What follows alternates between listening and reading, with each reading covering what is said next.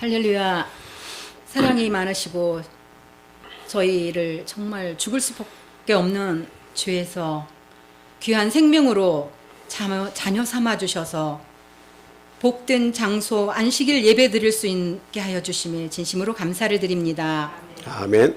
지난 한 주 동안도 하나님의 은혜 가운데 지켜 보호하여 주시고 건강함으로 엿새 동안 열심히 일할 수 있게 해 주심에 더욱 감사드립니다. 아멘. 하나님, 저희들의 구원을 유지시킬 수 있는 영적 예대인 성전 건축이 시작되었습니다. 정말 하나님의 귀한 성전이 될 수 있기를 우리 성도들 모두 한 마음 한 뜻으로 열심히 봉사하고 봉헌하고 기도함으로 건축이 잘 이루어질 수 있기를 간절히 소망합니다. 아멘. 악한 마귀들 속삭임에 틈타지 않게 저희들 도와주시옵소서. 아멘. 그러기 위해서 정말 하나님의 말씀으로 기도로 저희들이 굳건하게 설 수 있기를 간절히 소망합니다. 아멘. 두세 사람이 내 이름으로 모인 곳에 나도 그들과 함께 계신다고 하신 하나님의 말씀으로 우리의 가정에서부터 기도의 열풍이 불고 교회에서도 직장에서도 시시때때로 기도함으로 기도가 사라지지 않는다는 체험을 할 수 있도록 정말 우리 모두가 하나님의 은혜를 기적처럼 체험할 수 있도록 도와주시옵소서. 아멘. 평생 한 번의 건축에 개인과 개인들 가정에도 하나님의 축복으로 10배, 100배의 축복으로 인도하여 주실 줄 믿습니다. 아멘. 영혼의 소중함을 깨닫고 마칠 때까지 저희가 기도가 끊이지 않게 도와주시옵소서. 아멘. 우물가의 여인처럼 무의미한 것들에 목숨을 걸고 삶의 에너지를 낭비하며 살지 않고 영원히 목마르지 않는 생수의 강이 흘러 넘치게 하여 주시옵소서. 아멘. 영혼의 목자 되시며 진정한 필요를 채우시는 하나님 앞으로 나아가기를 힘쓰게 하여 주시옵소서. 아멘. 그러기 위해서 하나님 중심, 예수 십자가 중심, 성령 충만 중심, 말씀과 기도 중심, 교회 중심으로 삶의 우선순위가 바르게 정하게 하여 주시옵소서. 아멘. 특별히 고3 수험생을 위해서 기도합니다. 하나님께서 주신 달란트를 잘 발휘할 수 있는 출발점에 정말 지혜롭게 선택할 수 있도록 우리 창현이에게도 또 그의 가정에도 하나님께서 특별히 은혜를 부어주시옵소서. 아멘. 이 시간에 여러 이유로 참석지 못한 우리 형제자매들 어디에 있든지 하나님의 말씀으로 그들에게 정말 인도하여 주셨고 참여치 못한 그 형편에 하나님께서 그의 마음을 어루만져 주셨고 어디에 있든지 하나님을 기억할 수 있도록 인도하여 주시옵소서. 아멘. 하나님께서 세워주신 하나님의 목자님의 영육간에 성령으로 함께하여 주셔서 선포되는 말씀이 여기에 참여하는 우리 성도들에게 정말 살아서 역사할 수 있기를 간절히 소망하며 또한 이 예배가 하나님께 영광 돌리는 귀한 시간이 될 수 있기를 사랑 많으신 예수님의 이름으로 간절히 기도합니다. 아멘.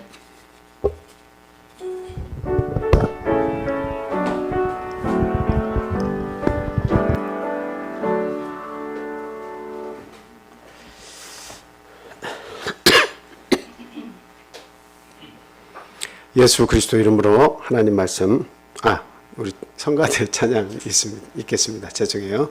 성가대 찬양 있겠습니다.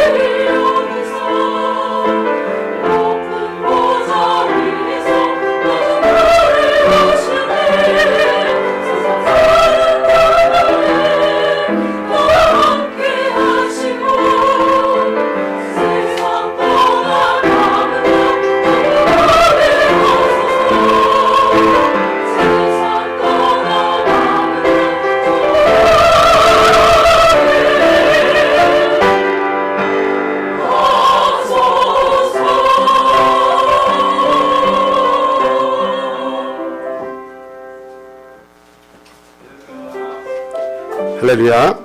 감사합니다.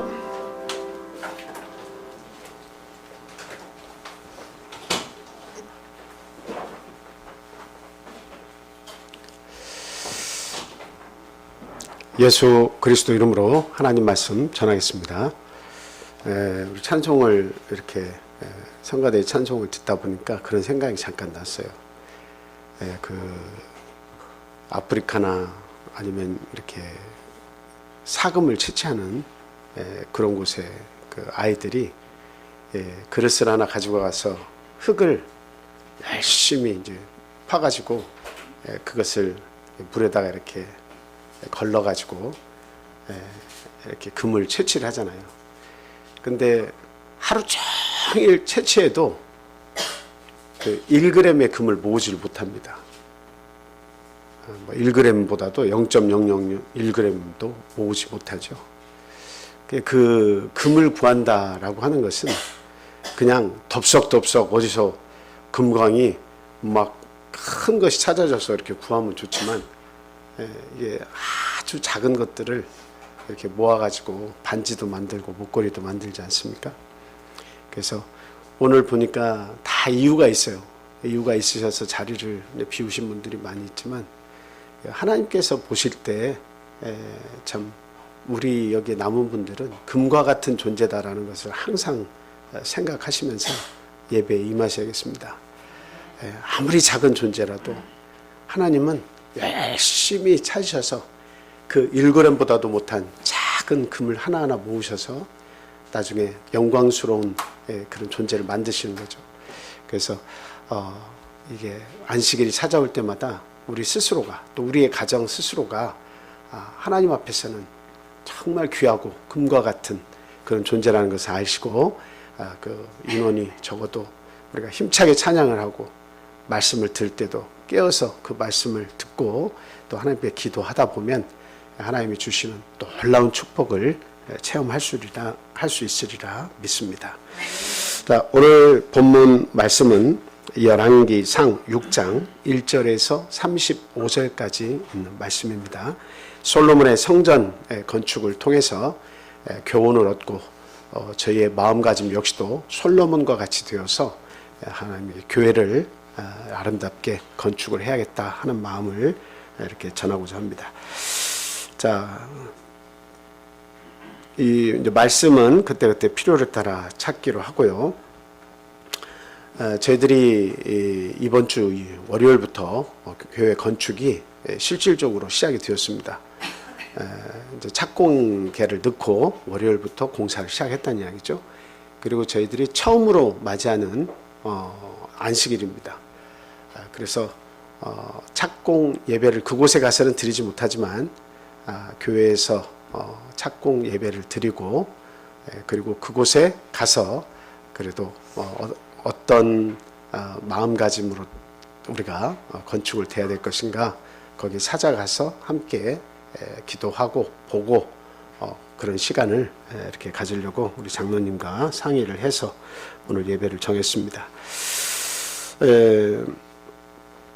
이 착공 예배를 우리가 드리려고 하는 것은 다른 이유가 아니라 우리가 하나님께 영광을 돌리는데 항상 우리 인생의 목적이 있잖아요.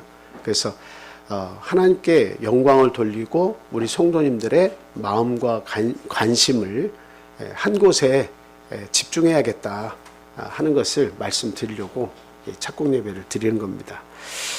본문 말씀을 통해서 솔로몬이 이 성전 건축을 어떻게 했는가 그것을 우리가 돌아보고 그 주는 교훈대로 우리 역시도 교회 건축에 그런 마음가짐으로 또 그런 열심으로 우리가 교회 건축에 임해야겠다 하는 말씀을 드리고 같이 은혜를 받도록 하겠습니다. 이렇게 교회 건축이 시작되거나 아니면 하나님의 어떠한 일을 이렇게 하게 되면 반드시 뭐의 역사가 있어요? 마귀의 역사가 있습니다. 그래서 마귀가 하고자 하는 게 뭘까요? 마귀가 하려고 하는 게 뭐예요? 구약시대에도 바벨론 포로를 70년 잡혀갔다가 돌아와서 성전을 다시 지으려고 할 때 산발락과 도비아가 엄청나게 방해를 많이 했잖아요. 예, 마귀의 역사는 하나님의 성전, 성도들이 모임 자체를 싫어하고 회방하려고 합니다. 그래서 우리가 교회를 건축함에 있어서도 마귀의 역사가 강하게 역사를 할 것인데, 그 강한 역사는 어떻게 일어나냐? 각 개개인의 가정을 통해서 역사를 합니다. 그래서 분열을 시키는 거죠. 분열을 시키는 겁니다. 부부간의 분열, 그리고 또 형제 자매의 분열, 그다음 부모와 자식 간의 분열, 이런 분열을 조장해서 성전 건축이 뭐가 중요하냐라는 찬바람을 교회에 끼얹는 거죠. 그래서 그 마음을 부담스럽게 만들어서 거기에 관심을 빼앗고, 그리고 이 성전 건축이 아름답게 지어지지 못하도록, 외적인 아름다움이 아니라 내적인 아름다움을 갖추지 못하도록 마귀가 공작을 한다라고 하는 것을 우리가 분명히 깨닫고 깨어 있어서 이럴 때일수록 더더욱 하나님을 붙잡고 기도함을 통해서 성전 건축이 마무리되도록, 또 마귀의 공작에 휩쓸리지 않도록 우리가 더 깨어서 하나님께 기도하고 말씀 듣는데 열중해야겠다, 이런 말씀을 드리겠습니다. 자, 첫 번째로 솔로몬은 하나님을 위하여 성전을 건축하였다라는 사실을 기억해야 됩니다. 자, 1절에서 10절까지 있는 말씀 한번 읽어주시기 바랍니다. 이스라엘 자손이 애굽 땅에서 나온 지 480년이요 솔로몬이 이스라엘 왕이 된 지 4년 15월 곧 둘째 달에 솔로몬이 여호와를 위하여 성전 건축하기를 시작하였더라. 솔로몬 왕이 여호와를 위하여 건축한 성전은 길이가 60규빗이요 너비가 20규빗이요 높이가 30규빗이며 성전의 성소 앞 주량의 길이는 성전의 너비와 같이 20규빗이요 그 너비는 성전 앞에서부터 10규빗이며 성전을 위하여 창틀이 있는 북박이 창문을 내고, 또 성전의 벽, 곧 성소와 지성소의 벽에 연접하여 돌아가며 다락들을 건축하되 다락마다 돌아가며 골방들을 만들었으니, 하층 다락의 너비는 5규빗이요 중층 다락의 너비는 6규빗이요 셋째 층 다락의 너비는 7규빗이라. 성전의 벽 바깥으로 돌아가며 턱을 내어 골방 들보들로 성전의 벽에 박히지 아니하게 하였으며, 이 성전은 건축할 때 돌을 그 뜨는 곳에서 다듬고 가져다가 건축하였으므로, 건축하는 동안에 성전 속에서는 방망이나 도끼나 모든 철 연장 소리가 들리지 아니하였으며, 중층 골방의 문은 성전 오른쪽에 있는데 나사 모양 층계로 말미암아 하층에서 중층에 오르고 중층에서 셋째 층에 오르게 하였더라. 성전의 건축을 마치니라. 그 성전은 백향목 석가래와 널판으로 덮었고, 또 온 성전으로 돌아가며 높이가 5규빗 되는 다락방을 건축하되 백향목 들보로 성전에 연접하게 하였더라. 아멘. 여기 있는 그 솔로몬의 성전 건축 내용은 저희들이 성경 통독을 통해서도 읽고 지나가는 부분이고, 또 설교 말씀을 통해서도 여러 번 들은 그런 말씀이라고 생각이 듭니다. 근데 이제 우리가 이 많은 뭐 방이 있고, 그 다음에 다락방을 1층, 2층, 3층 어떻게 만들었고, 뭐 이런 것들은 우리가 기억하기가 쉽지가 않습니다. 그래서 저기에서의 말씀 속에서 우리가 핵심적으로 기억해야 될 말씀만 기억하시면 돼요. 그게 뭐냐? 1절 마지막 부분에 보면 솔로몬 왕이 그 왕의 자리에 올라간 지 4년 그 15월 곧 둘째 달에, 4년 되는데 둘째 달에 솔로몬이 누구를 위하여? 여호와를 위하여 성전 건축하기를 시작했다, 이렇게 얘기하고 있습니다. 그 다음 2절부터는 마지막까지 어떤 내용이에요? 솔로몬 왕이 여호와를 위하여 건축한 성전의 그 규모에 대해서 이렇게 설명을 자세히 하고 있습니다. 그래서 이 내용을 이렇게 보면 솔로몬은 건축한 목적이 분명했다라고 하는 사실이죠. 건축의 목적이 분명했다. 그 이스라엘 나라의 그 문화유산이 아주 그냥 걸작을 만들어서 많은 사람들에게 이것을 나타내 보여야겠다, 이런 마음으로 진 것이 터럭만큼도 그런 마음이 들어가서 짓지 않았습니다. 그리고 자신의 위엄과 영광을 이 성전을 통해서 많은 나라들과 사람들에게 나타내 보여야겠다, 이런 마음도 한 터럭만큼도 그런 마음을 거기에 넣지 않았다는 이야기죠. 오로지 솔로몬은 하나님의 영광을 위해서, 하나님을 위해서 이 전을 건축했다라고 하는 사실입니다. 그래서 오늘날 저희들이 교회를 건축할 때도 우리가 생각해야 되는 게 뭐예요? 참 내가 사용하기에, 우리 성도들이 사용하기에, 또 성도들과 교제하기에, 또 뭐 예배 좋은 장소를 우리가 제공받아서 참 모여서 여름에는 시원하게, 또 겨울에는 따뜻하게 뭐 예배를 잘 드릴 수 있는 그런 장소면 좋겠다. 실용적인 장소였으면 좋겠다. 뭐 이런 쪽으로만 우리가 생각을 하면 생각이 굉장히 또 많아질 수가 있죠. 뭐 이렇게 해야 됩니다. 저렇게 해야 됩니다. 뭐 이런 내용들 때문에 이렇게 분란이 많이 생길 수 있어요. 그런데 우리 건축의 목적, 교회 건축의 목적은 분명히 해야 됩니다. 뭘 위해서 우리가 건축을 하는 거예요? 하나님을 위해서 하는 건축이에요.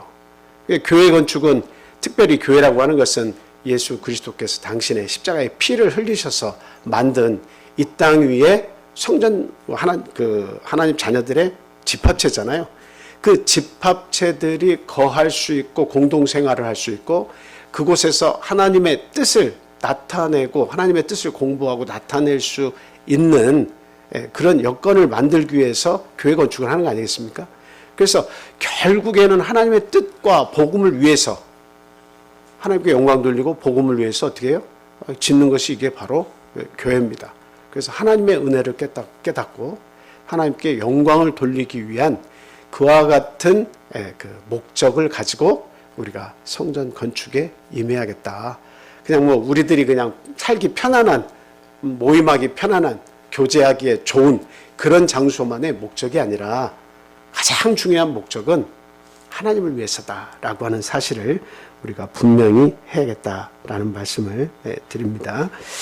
그래서 우리가 그 솔로몬의 이 건축 목적은 그와 같다는 것을 알았지만, 사실은 그것은 자신에게서 발현된 것이 아니라 사실은 누구에게서 그 정신이 왔습니까? 그의 아버지인 다윗으로부터 그게 왔어요. 그래서 다윗이 한 말을 우리가 꼭 기억을 해야 되겠다, 이런 말씀을 드립니다. 사무엘하 7장 1절부터 16절까지 있는 말씀인데요. 한번 빠르게 읽어주시기 바랍니다. 여호와께서 주의 모든 원수를 무찌르사 왕으로 궁에 평안히 살게 하신 때에 왕이 선지자 나단에게 이르되, 볼지어다 나는 백항목 궁에 살거늘 하나님의 개는 휘장 가운데 있도다. 나단이 왕께 아뢰되, 여호와께서 왕과 함께 계시니 마음에 있는 모든 것을 향하소서 하니라. 그 밤에 여호와의 말씀이 나단에게 임하여 이르시되, 가서 내 종 다윗에게 말하기를, 여호와께서 이와 같이 말씀하시되, 내가 나를 위하여 내가 살 집을 건축하겠느냐. 내가 이스라엘 자손을 애굽에서 인도하여 내던 날부터 오늘까지 집에 살지 아니하고 장막과 성막 안에서 다녔나니, 이스라엘 자손과 더불어 다니는 모든 곳에서 내가 내 백성 이스라엘을 먹이라고 명령한 이스라엘 어느 지파들 가운데 하나에게 내가 말하기를, 너희가 어찌하여 나를 위하여 백항목 집을 건축하지 아니하느냐고 말하였느냐. 그러므로 이제 내 종 다윗에게 이와 같이 말하라. 만군의 여호와께서 이와 같이 말씀하시기를, 내가 너를 목장 곧 양을 따르는 데에서 데려다가 내 백성 이스라엘의 주권자로 삼고, 내가 가는 모든 곳에서 내가 너와 함께 있어 내 모든 원수를 내 앞에서 멸하였은즉, 땅에서 이대한 자들의 이름같이 내 이름을 이대하게 만들어 주리라. 내가 또 내 백성 이스라엘을 위하여 한 곳을 정하여 그를 심고 그를 거주하게 하고 다시 옮기지 못하게 하며 악한 종류로 전과 같이 그들을 해하지 못하게 하여, 전에 내가 사사에게 명령하여 내 백성 이스라엘을 다스리던 때와 같지 아니하게 하고 너를 모든 원수에게서 벗어나 편히 쉬게 하리라. 여호와가 또 내게 이르노니, 여호와가 너를 위하여 집을 짓고 내 수완이 차서 내 조상들과 함께 누울 때 내가 내 몸에서 내 씨를 내 뒤에 세워 그의 나라를 견고하게 하리라. 그는 내 이름을 위하여 집을 건축할 것이요 나는 그의 나라 왕위를 영원히 견고하게 하리라. 나는 그에게 아버지가 되고 그는 내게 아들이 되리니, 그가 만일 죄를 범하면 내가 사람의 매와 인생의 채찍으로 징계하려니와, 내가 내 앞에서 물러나게 한 사울에게서 내 은총을 빼앗은 것처럼 그에게서 빼앗지는 아니하리라. 내 집과 내 나라가 내 앞에서 영원히 보존되고 내 왕위가 영원히 견고하리라 하셨다 하라. 아멘. 여기에 있는 말씀을 잘 보시면 다윗의 마음이 잘 드러나 있죠. 자기 자신은 그 백향목 궁에 이렇게 거하면서 정말 그 의리의리한 궁에 거하면서 잘 먹고 잘 살고 있는데 하나님의 법궤는 지금도 어디에 있다고요? 장막 가운데 거하고 있다는 겁니다. 그래서 다윗의 마음은 항상 부담스러웠고 항상 마음이 아팠어요. 그래서 내가 이렇게 좋은 곳에서 이렇게 지내는 것도 하나님의 은혜인데 정작 하나님의 법궤는 초라하기 그지없는 장막 가운데 있구나. 이것을 생각하고 나단 선지자에게 이런저런 이야기를 나누면서 하나님의 전을 건축해야겠다. 이런 마음을 가지게 된 거죠. 그랬을 때 하나님께서 나단 선지자를 통해서 전하신 말씀이 무엇입니까? 내가 너더러 성전을 건축해 달라고 내가 얘기했냐? 어느 지파에게 내가 성전이 좁아서 내가 있는 지금 이곳이 너무 좁아서 너희들에게 어느 지파에게 이야기해서 성전 건축을 해달라고 내가 부탁한 적이 있느냐? 나는 애굽에서부터 너희들이 나온 이후로부터 그 광야에서 행진하고 그리고 이 가나안 땅에 들어와서 네가 지금 평안히 거하는 이곳까지 이를 때까지 어때요? 나는 장막 가운데 있었다. 이렇게 이야기를 하시죠. 그러면서 오히려 다윗이 하나님의 집을 져야겠다라고 생각을 했는데 하나님은 거꾸로 다윗에게 나 그런 네가 전을 이렇게 짓는다고 하는 것은 나는 지금 너에게 요구하지 않았다. 하지만 하나님은 다윗의 그와 같은 마음을 읽고 뭐라고 말씀하세요? 이스라엘 가운데 너를 거기에 심고 너에게 집을 내가 줘주겠다. 그 집은 영원한 집이다. 내가 너하고 항상 함께 하겠다. 라고 강력하게 이야기하시면서 그러나 내가 네 아들 때에 가서 내가 거할 처소를 짓도록 그렇게 허락하겠다라고 말씀을 하십니다. 그래서 다윗왕에게 하나님은 무한한 축복을 줬어요. 솔로몬에게 백지수표를 주셨지만 다윗왕에게는 늙어 죽을 때까지 하나님께서 많은 보화와 많은 재물을 허락하셨어요. 왜 그러셨을까요? 다윗이 피를 많이 흘렸기 때문에 그 손으로는 내 전을 짓지 못하겠다고 하나님께서 보류를 하시고 아들 때에 짓게 하겠다고 말씀하셨지만 사실은 다윗의 마음을 잘 아셨어요. 그래서 무엇만큼은 준비하도록 허락하신 겁니까? 성전을 짓는 재료가 되는 모든 것들을 준비하도록 허락을 하셨어요. 그래서 다윗이 내가 무엇이간데 나를 이토록 사랑하셔서 하나님 앞에 즐거이 헌신하고 하나님께 드릴 수 있었습니까? 라고 하면서 하나님을 찬양하는 그런 내용을 우리가 잘 기억을 하고 있습니다. 그래서 자신의 모든 것을 하나님의 건축에 다 바치고 그 역사 속으로 사라지는 우리가 다윗을 우리는 기억을 하고 있습니다. 이처럼 다윗의 마음을 우리가 배우는 것이 중요합니다. 이 마음을 솔로몬에게 그대로 다윗이 전달을 했어요. 우리의 목표는 제국이 아니다. 제국을 형성하는 게 아니다.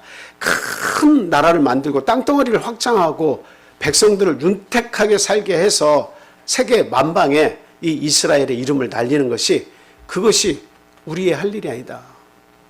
땅의 확장, 제국의 확장, 그것이 우리 인생의 목표가 아니다. 이 두 왕은 목표가 아주 확실한 사람이었어요. 다니엘이 뜻을 정하고 다니엘의 세 친구가 뜻을 정한 것처럼 이 두 왕은 하나님 앞에서 뜻을 정하고 그 분명한 목표를 위해서 살아간 그런 왕들이었습니다. 그래서 하나님의 전을 건축해야겠다는 것이 이 다윗 왕의 마음에서 자식인 솔로몬 왕에게 그게 전달이 고스란히 이렇게 되었죠. 그래서 그 성전을 하나님께서 짓도록 허락을 하신 겁니다.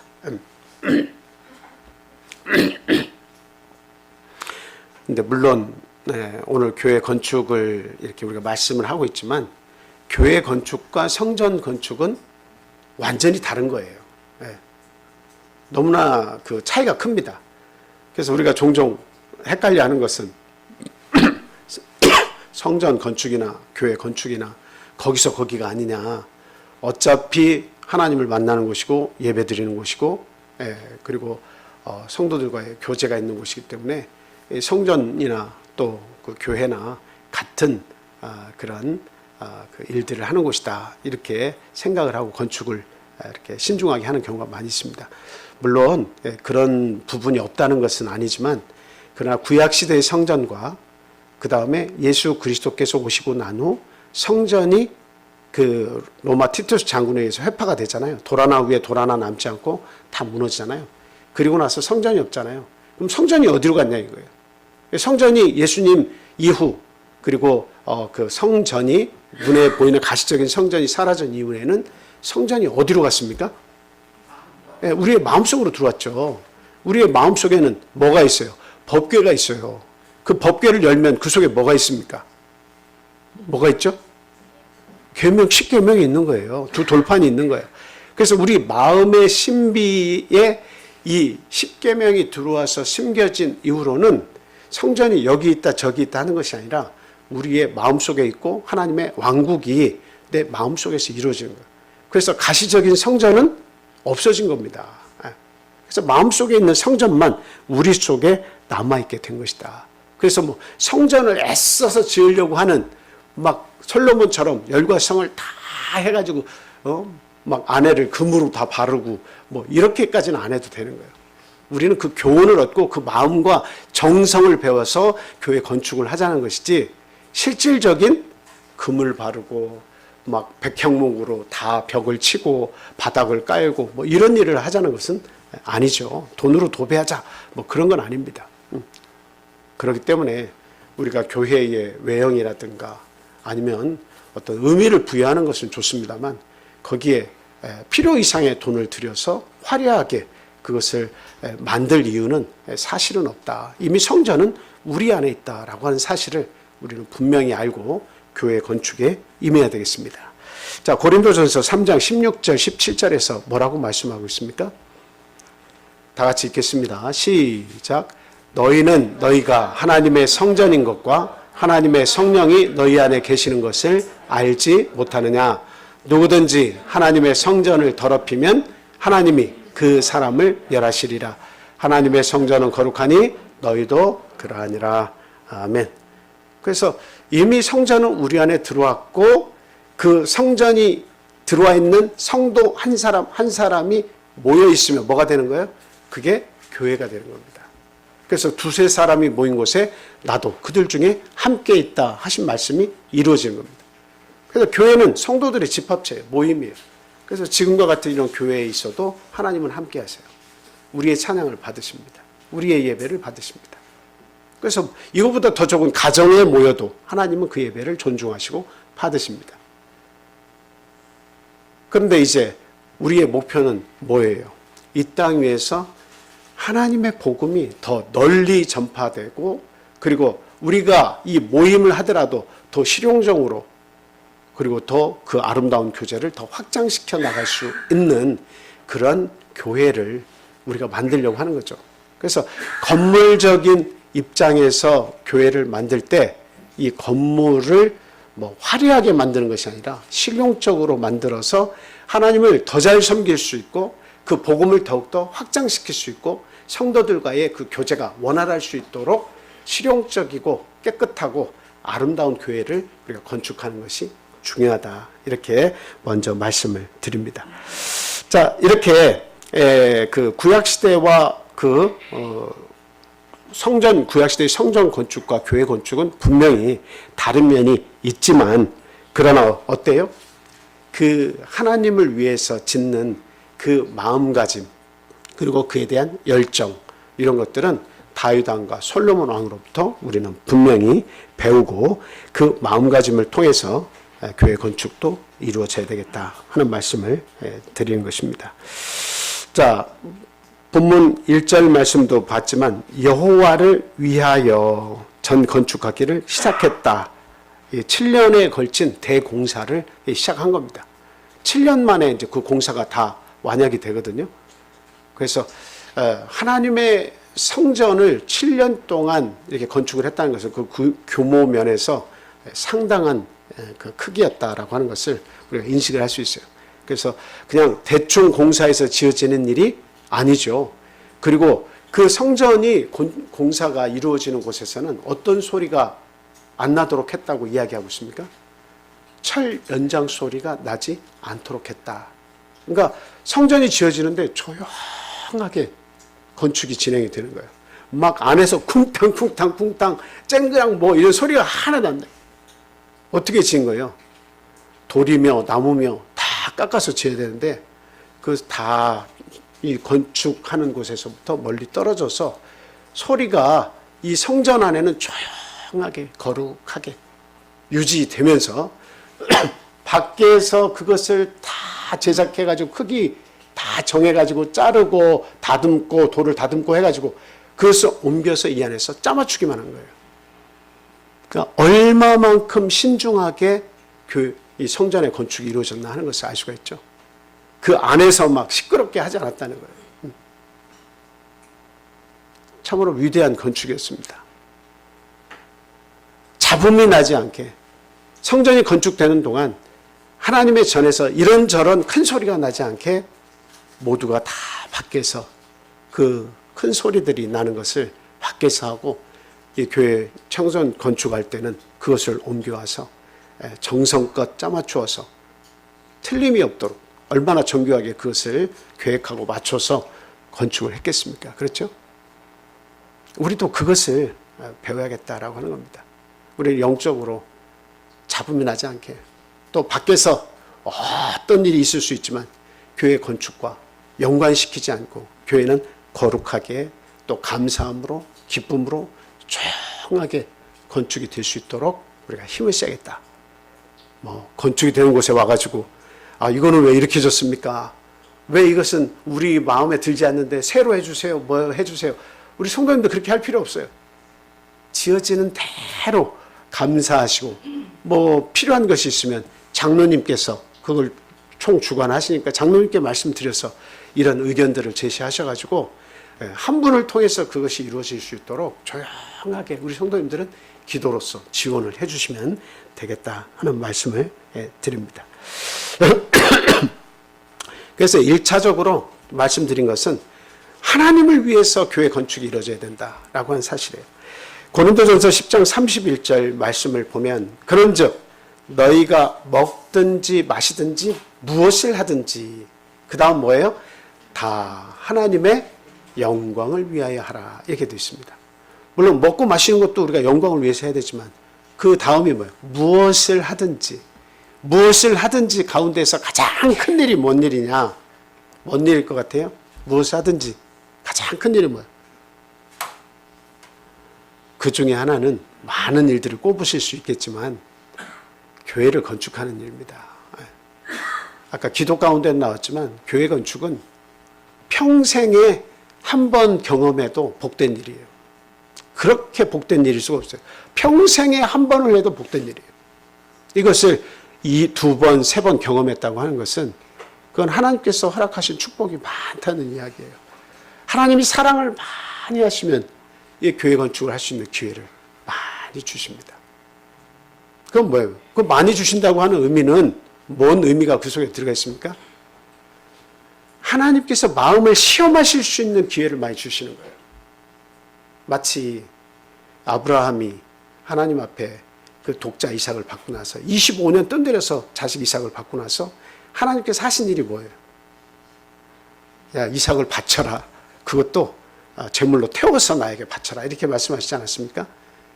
하나님께서 테스트를 하시는 것은 그 우리 인간에게 굉장히 좋고 훌륭한 의미가 있습니다. 첫째는 사랑하시는 자를 시험하시는 거예요. 그냥 아무나 시험하시는 게 아니에요. 하나님이 사랑하시는 자를 시험하십니다. 테스트라는 건 뭐예요? 템프테이션, 유혹이 아니라고 했잖아요. 테스트하는 이유는 뭐예요? 그 신앙이 자라나기를 바라시면서 하나님이 어떻게 하나 보자. 네가 나를 더 사랑하는가 보자 하는 것을 보시는 거잖아요. 그렇기 때문에 이 교회 건축의 역사를 한 번 경험하고 두 번 경험할 수 있도록 그 기회를 주신다고 하는 것은 사랑하는 자의 그 마음을 알기 위해서고 더 가까이 불러들이기 위함이고 하나님이 물질적인 축복뿐만이 아니라 영원한 상급을 줄 수 있는 좋은 기회를 주시는 것이다 하는 것을 우리는 분명히 알아야 되겠다는 겁니다. 그래서 성전 건축의 이 역사와 그리고 또 교회 건축의 역사는 다른 부분이 많이 있지만 그러나 그 속에는 하나님을 위한다는 공통된 목표가 있다. 그러므로 우리 성도님들은 이 하나님을 위한다고 하는 교회 건축이 정말 잘 잘 이루어질 수 있도록, 아름다운 건축이 이루어질 수 있도록 기도로서 도와야 되겠다는 말씀을 드립니다. 자, 둘째로는 솔로몬은 온 마음과 정성을 다해서 성전을 건축했다라는 사실입니다. 물론 14절에서 35절에 어떻게 건축하고 뭐 바닥을 어떻게 하고 또 금으로 어떻게 바르고 뭐 이런 이야기가 많이 나옵니다. 그냥 21절, 22절만 한번 보도록 하겠습니다. 다음 본문 21절, 22절 말씀 한번 보겠습니다.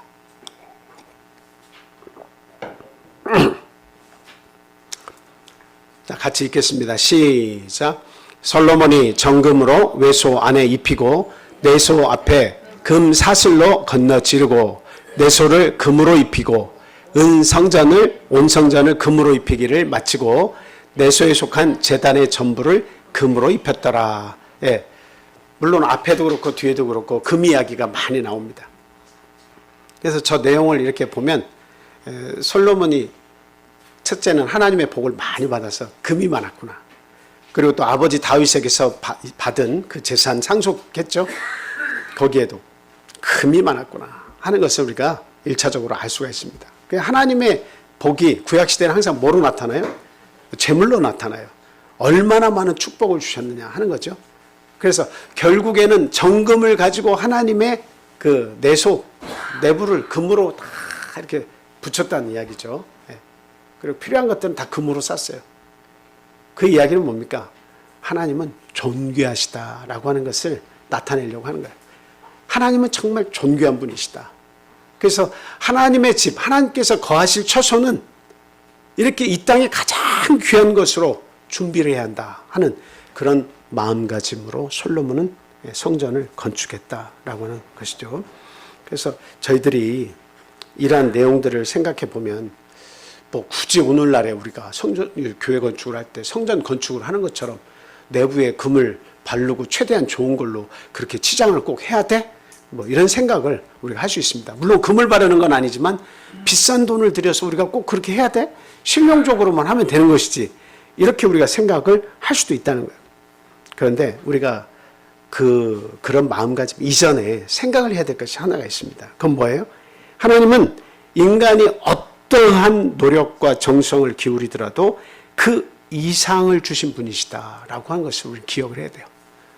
어떤 노력과 어떤 좋은 것을 우리가 하나님 앞에 드리더라도 하나님은 그것 이상의 좋은 것을 우리에게 허락하신 분이시다 하는 것을 알고 건축에 임해야 되겠다라고 하는 겁니다.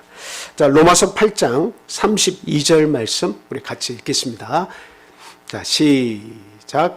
자기 아들을 아끼지 아니하시고 우리 모든 사람을 위하여 내주시니가 어찌 그 아들과 함께 모든 좋은 것을 우리에게 주시지 아니하겠느냐. 하나님께서 우리에게 주신 가장 좋은 선물은 뭐예요? 하나님을 만나게 한 은혜의 선물이죠. 하나님을 알고 믿게 한 선물. 그리고 하나님이 우리를 구원하시고 죄를 사해 주셔서 구원하시고 영생을 우리에게 허락하신 것. 영원한 생명을 우리에게 허락하신 것. 그리고 하늘 처소를 우리에게 주신 것. 그리고 또 그 다음이 뭐예요? 그 아들을 주셔서 이와 같은 구원을 이루셨지만 그게 전부가 아니라 그 아들과 함께 모든 것을 우리에게 주시지 아니하겠느냐. 모든 좋은 것입니다. 모든 좋은 것을 우리들에게 주시지 않겠느냐 하는 겁니다. 여러분 살면서 하나님께서 주신 많은 좋은 것들 받으셨죠? 여러분의 자녀도 받으셨고 여러분의 지금 평안한 삶도 받으셨고 여러분이 누리는 모든 것을 받으셨어요. 그게 전부가 아니에요. 그거는 지극히 빙산의 일각에 지나지 않습니다. 하나님께서 주신 영원한 세상이 우리를 기다리고 있잖아요. 많은 사람들은 이 땅에서 잠깐 우리의 남은 몇십 년의 삶을 못 누려서 안다라고 그 죽음이 오면 이제 그것마저도 누리지 못하고 간다고 막 가슴을 치고 한탄을 하는데 우리들은 한탄할 필요가 없잖아요.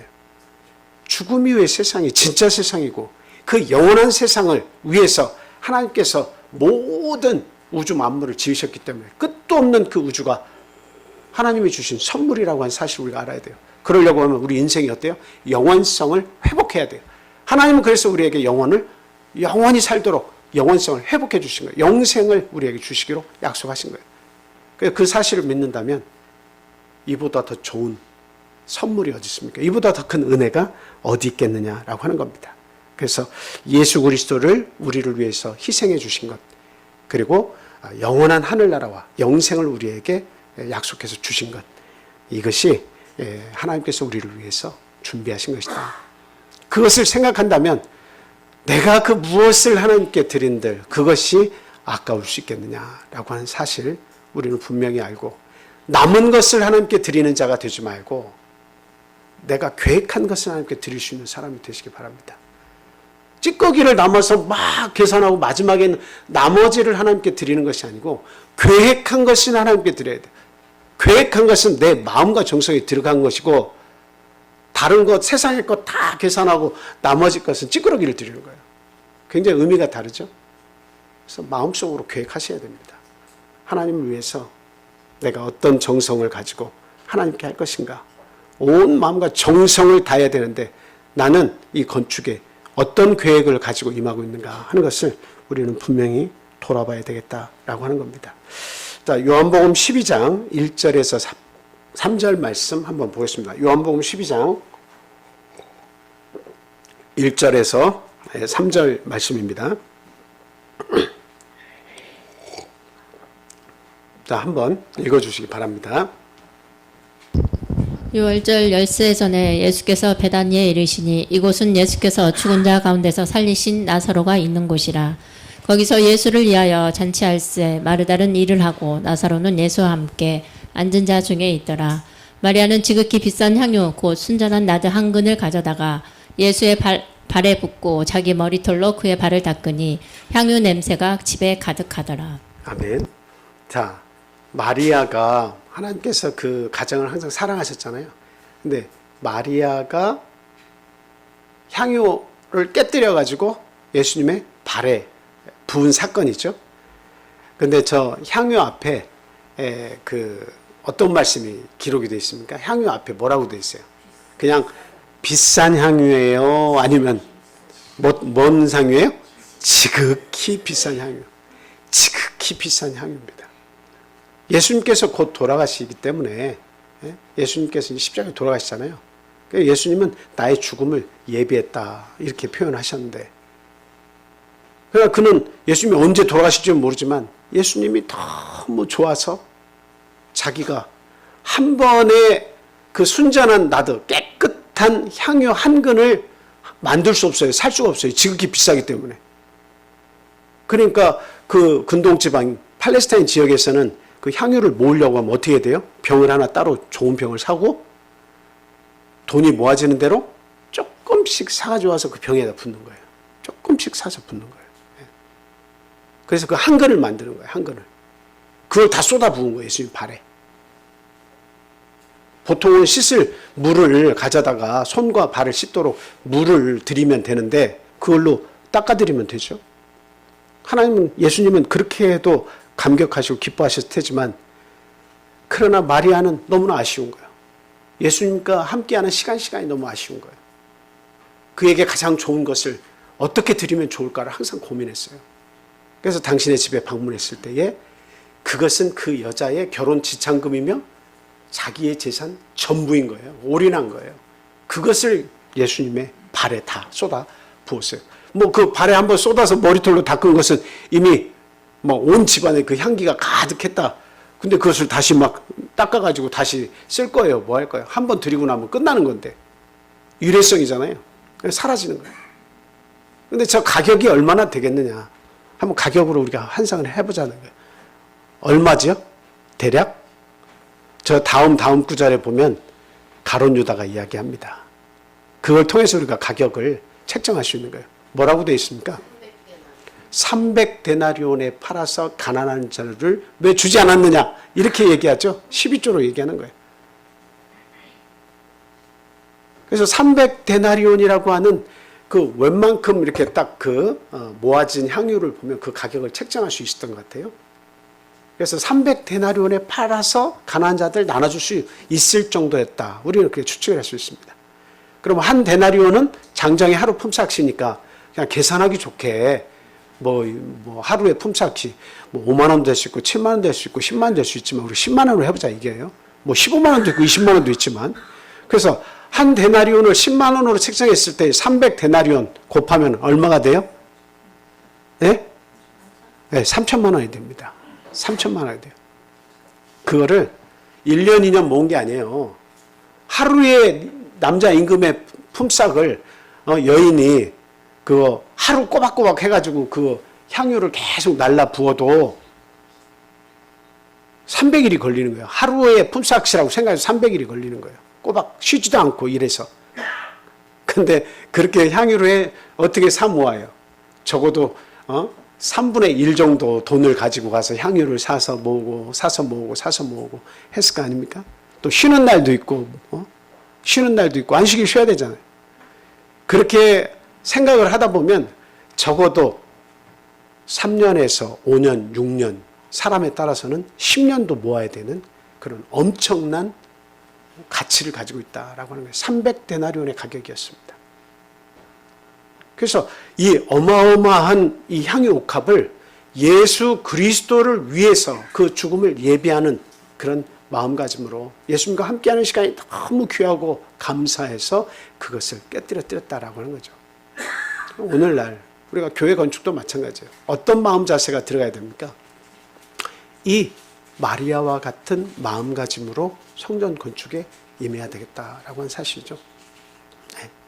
액수가 중요한 게 결코 아니에요. 예수님이 보시고 칭찬하신 그런 과부는 헌금을 할 때 얼마 했어요? 그 부자는 많이 했어요.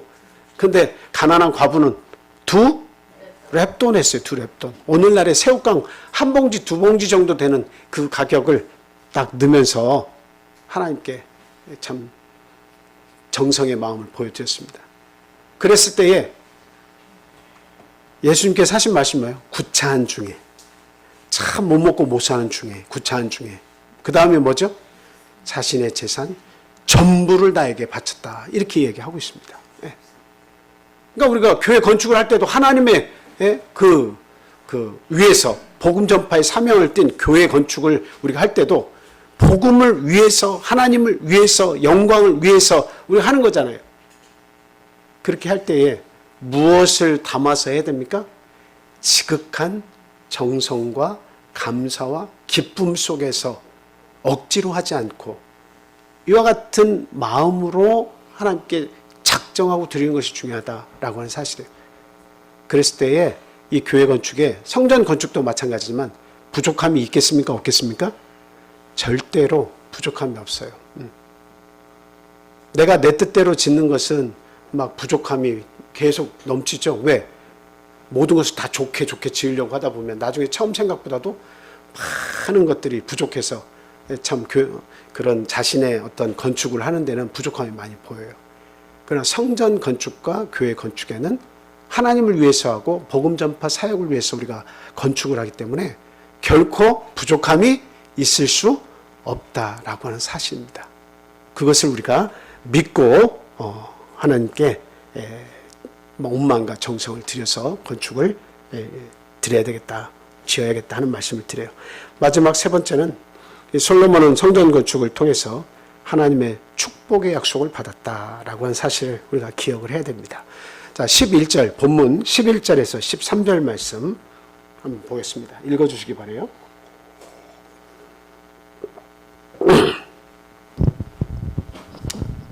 여호와의 말씀이 솔로몬에게 임하여 이르시되 내가 지금 이 성전을 건축하니 내가 만일 내 법도를 따르며 내 율례를 행하며 내 모든 계명을 지켜 그대로 행하면 내가 내 아버지 다윗에게 한 말을 네게 확실히 이룰 것이요 내가 또 이스라엘 자손 가운데 거하며 내 백성 이스라엘을 버리지 아니하리라 하셨더라. 예, 여기에 있는 말씀을 잘 보시면 내 아버지 다윗에게 한 말을 너에게 확실히 이룰 것이다. 다윗에게 축복한 모든 것, 이스라엘의 집을 짓고 그 영광이 영원할 것이라고 하는 그 왕위가 끊이지 않고 영원할 것이라고 하는 그것을 반드시 너를 통해서도 이어가게 하겠다. 이 말씀을 하신 거죠. 그리고 13절에 보니까 또한 이스라엘 자손 가운데 거하며 하나님이 떠나지 않고 네 백성과 함께 거하겠다는 거죠. 그리고 내 백성 이스라엘을 결코 버리지 아니하겠다. 이 약속을 주셨습니다. 우리가 이 세상에서 살면서 이 땅에 많은 일들을 하면서 사는데 이 땅 위에서 가장 복되고 의미 있는 일은 하나님을 위하는 일이에요. 또 복음 전파를 위해서 하는 일이에요. 내가 어떤 것을 희생했다. 어떤 것에 정성을 들여서 하고 있다. 근데 그 중에 가장 진짜 복되고 의미 있고 나중에 상급과 연결되는 일은 하나님을 위한 일이에요. 그 가운데에 우리가 이 땅에서 할 수 있는 그 부여잡기 힘든 기회가 교회 건축의 일이다 라고 하는 것을 우리가 알아야 되겠다 하는 겁니다. 그래서 솔로몬 역시도요, 온 마음과 정성을 다해서 성전을 건축하고 있을 때에 하나님께서 이 축복의 약속을 이때 주신 거죠. 자, 우리 창세기 39장 5절 말씀 한번 보겠습니다. 그가 요셉에게 자기의 집과 그의 모든 소유물을 주관하게 한 때부터 여호와께서 요셉을 위하여 그 애굽 사람의 집에 복을 내리심으로 여호와의 복이 그의 집과 밭에 있는 모든 소유에 미친지라. 여기서 그는 누구죠? 그는 누구예요? 애굽 사람의 집은 누구의 집을 이야기하는 거예요, 지금? 요셉이 가정 총무가 됐는데 어디에서 가정 총무가 됐어요, 지금? 보디발 장군의 집에서 총무가 됐죠.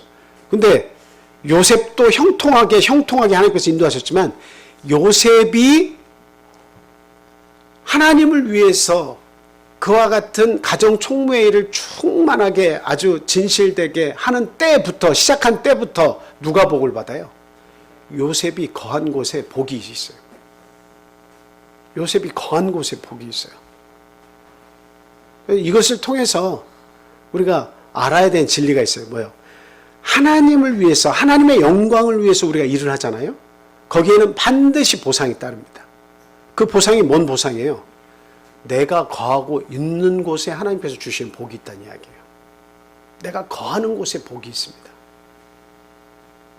지금 당장은 그 복이 눈에 보이지 않죠. 그러나 내가 진실된 마음으로, 다윗과 같은 마음으로, 솔로몬과 같은 마음으로, 요셉과 같은 마음으로 하나님을 믿는 그 믿음을 가지고 내 맡겨진 일에 최선을 다하게 되면 내가 있는 그 자리에서 하나님 복을 주신 거예요. 솔로몬이 있는 그 백성을 하나님께서 축복하셔요. 다윗이 왕위를 가졌는데 그 왕위를 축복을 하세요.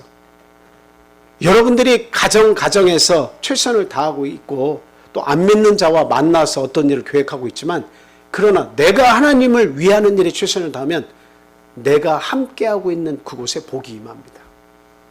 그것을 믿으시는 저와 여러분 되시기를 바랍니다. 오늘날 교회 건축도 마찬가지예요. 마찬가지예요. 정말 찌꺼기가 하나님께 가지 않도록 해야 됩니다. 아무리 작은 것을 내가 하나님께 드리더라도 마음과 정성을 다 들여서 하나님께 드리면 되는 거예요. 마태복음 19장 29절 말씀 한번 볼게요. 또 내 이름을 위하여 집이나 형제나 자매나 부모나 자식이나 전토를 벌인 자마다 여러 배를 받고 또 영생을 상속하리라. 네. 어떤 사본에는 부모나 아래 아내나도 있다. 아내도 때에 따라서는 버릴 수 있다. 여기서는 막 이혼증서를 써서 아내를 버려버려라 이런 내용이 아닙니다. 부모로 아예 상종하지 말라 그런 의미가 아닙니다. 내가 하나님을 섬기는데 하나님의 이름을 위해서 내가 어떤 노력과 정성을 다 쏟을 때 부족할 수밖에 없는 부분이 있다는 이야기예요. 그런데에 내 마음을 빼앗기지 않고 하나님을 섬기는데 정성을 다 하게 되면 뭐가 있다고요? 거기에 영생을 상속하는데 그 앞에 뭐라고 돼 있어요? 여러 배를 다 받는다. 이 땅에서 사는 동안도 하나님 축복하신다. 그리고 영생을 받지 못할 자가 없다고 이야기를 하고 있습니다. 같은 내용입니다. 마가복음 10장 29절에서 30절. 여기도 똑같아요. 예수께서 이르시되 내가 진실로 너에게 이르노니 나와 뭐를 위하여? 나와 복음을 위하여 집이나 형제나 자매나 어머니나 아버지나 자식이나 전토를 벌인 자는 현세에 있어 집과 형제와 자매와 어머니와 자식과 전토를 몇 배나 받아요? 100배나 받대. 박해를 겸하여 받고 내세에 영생을 받지 못할 자가 없느니라. 우리의 인생이 여기서 끝이 아닙니다. 교회 건축은 하나님이 시험하시는 가장 좋은 기회예요. 정말 이걸 믿음으로 우리가 받아들여야 됩니다. 이 기회를 통해서 내 마음을 하나님께 보여드리고 아브라함이 독자 이삭을 바쳤던 것처럼 오늘날 우리의 마음과 정성을 하나님께 보여드리는 귀한 장이 되어야 돼요. 그렇게 되면 하나님께서 잃어버렸던 모든 것을 내 어머니나 자식이나 그 전토까지도 100배를 내가 보상하겠다라고 얘기하신 거예요. 문제는 여호와 이름 위해서 복음을 위해서 하는 일이다 하는 사실을 우리는 분명히 기억을 해야 되겠습니다. 자, 신명기 12장 마지막 11절 말씀 한번 보겠습니다. 신명기 12장 11절 말씀 자, 같이 읽겠습니다. 시작.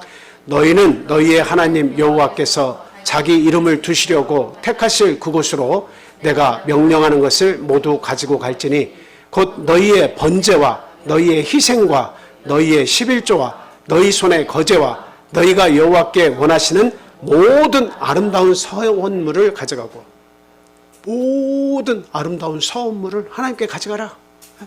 하나님께 서원한 것들을 하나님께 바쳐라 라고 하는 말씀이죠. 성전 건축은 저렇게 이루어졌어요. 구약의 성전 건축은 저런 마음 가운데 다윗과 같은 솔로몬과 같은 위대한 마음을 갖춘 그런 정신을 가진 그런 왕들에 의해서 하나님의 성전이 아름답게 지어졌습니다. 오늘 교회 건축도 우리는 왕 같은 제사장들이잖아요.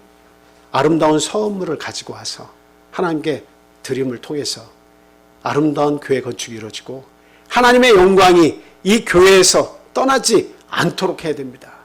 하나님이 정말 사랑하시는 교회가 되게 해서 그 속에서 복음으로 우리 죽어가는 영혼들을 잉태해서 살리는 놀라운 역사가 일어나도록 우리 성도님들이 최선을 다해서 교회 건축에 임해 주시기를 예수 그리스도 이름으로 축원을 드립니다.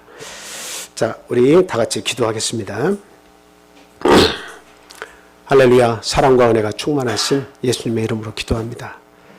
당신의 십자가를 통해서 우리를 구원해 주시고 죄와 사망에서 저희를 건져 주시고 하나님의 아들, 딸 삼아 주심에 진심으로 감사를 드립니다. 여전히 우리들의 삶을 통해서 부족하지만 우리들은 하나님께 좋은 것을 통해서 드리려고 합니다. 우리가 아무리 좋은 것을 드린다 한들 하나님께서 우리 인생에게 베푸신 그 은혜에 어찌 보답이 되겠습니까? 하지만 우리들의 온 마음과 정성을 다해 하나님께 그 모든 것을 드릴 때 하나님께서 저희에게 주시고자 하는 하늘의 무한한 축복이 우리의 가정 위에 임할 줄 믿습니다. 하나님 이 건축의 시작을 통해서 하나님 영광 받기를 간절히 원합니다. 또한 하나님께서 지혜를 주시고 하나님께서 모든 것을 함께 하셔서 형통한 건축이 될 수 있도록 주님 인도해 주시옵소서. 재료의 부족함이 없도록 하나님께서 시시각각 재물과 모든 재료를 준비해 주셔서 아름다운 교회 건축이 이루어질 수 있도록 처음에서부터 마지막까지 인도해 주시옵소서. 또한 이런 중요한 시기에는 마귀의 방해 공작이 큰 줄로 압니다. 하나님 우리 가정마다 분리되지 않도록 주님 도와주시옵소서. 마음이 나눠지고 그 속에 불화가 있고 하나님의 뜻을 우리가 참 이루지 못하는 그런 불밀스러운 일들이 우리의 가정에서 일어나지 않도록 하나님께서 특별히 우리 가정을 보호해 주시고 마귀 사단의 영역에서 놀림받지 않도록 하나님 굳세게 지켜주시기를 간절히 소원합니다. 성전 건축이 되어짐에 따라서 우리 성도 개개인의 신앙도 굳건하게 자리 잡아가고 성숙한 신앙인으로 발돋움할 수 있도록 주님 은혜 베풀어 주시옵소서. 오늘 이 시간에 참석하지 못한 우리 사랑하는 영의 가족들, 육의 가족들 하나님 어디 있든지 그 영혼들을 사랑해 주시고 긍휼히 여겨 주시옵소서. 하나님의 은혜가 그들 위해 항상 함께하고 이 거룩한 안식일을 그들이 알고 적극적으로 참석할 수 있고 은혜 나눌 수 있도록 주님 인도해 주시옵소서. 오늘 하루의 모든 일정 후에도 하나님께서 영광 받으시고 저희들에게 큰 은혜 내려주시기를 바라며 예수 그리스도 이름으로 감사하며 기도합니다. 아멘.